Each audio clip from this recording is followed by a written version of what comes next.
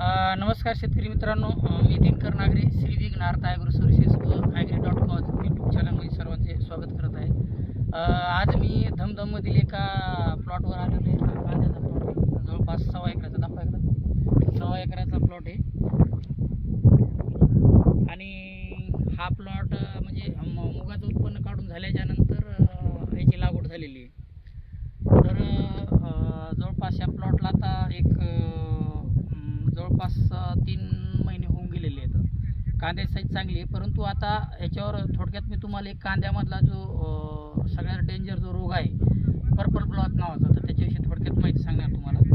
Purple blotch जो रोग आहे तर हे त्याला वातावरण कसं की तुमचं वार्म आणि ह्युमिड म्हणजे एक आर्द्रतायुक्त आणि गरम असं वातावरणामध्ये हा रोग जास्त प्रमाणात येतो। त्याला टेम्परेचर जे आहे तर 21 ते 30 डिग्री सेल्सिअसपर्यंत जर टेम्परेचर असेल तर वातावरण अनुकूल होतं कशाला, या रोगासाठी। आणि जी सापेक्ष आर्द्रता असते तर 80 ते 90% जी आर्द्रता राहते तर याला कारणीभूत ठरते। तर हा जो रोग आहे पर्पल ब्लॉच, तर सुरुवातीला हे पांढरं तुम्हाला पानावर दिसतं, त्याच्यानंतर याचं कन्व्हर्जन तुम्हाला हे असं पांढरं झालं आहे, त्याच्यानंतर याचं कन्व्हर्जन डायरेक्ट तुम्हाला असं पर्पलमध्ये होतं। पर्पल म्हणजे कसं तर जवळपास जांभळाट कलर येऊन जातो। तर हा पर्पल ब्लॉच याच्यावर हा रोग आहे।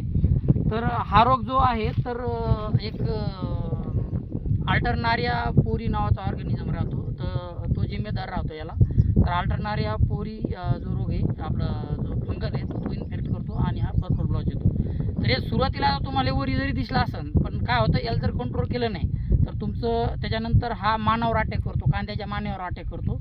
याच्यावर अटॅक केला, मानावर अटॅक केला तर हा सरळ तुमच्या बल्बमध्ये जातो, याला बल्ब म्हणतात। ह्या बल्ब तुम्हाला कांदा हा वरून जरी तुम्हाला एकदम फ्रेश वाटला तर मधी जर समजा तो अटॅक जर गेला तर मधून कांदा डायरेक्ट तुम्हाला सडलेला दिसतो।